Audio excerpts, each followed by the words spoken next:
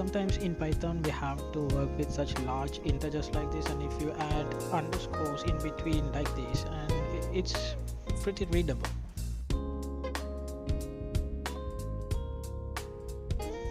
So let's create two variables using these large integers and try to make an operation between these two variables.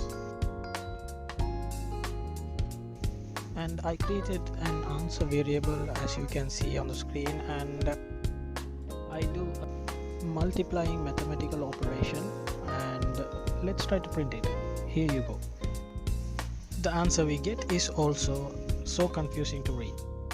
So to simply fix this, we can use f strings. So for that we have to make the answer variable into a string and place simple or capital F letter before the answer, and inside the string we have to use the curly braces and place the variable inside it, and after that we have to use a colon and a comma mark. So if we run this, here you go.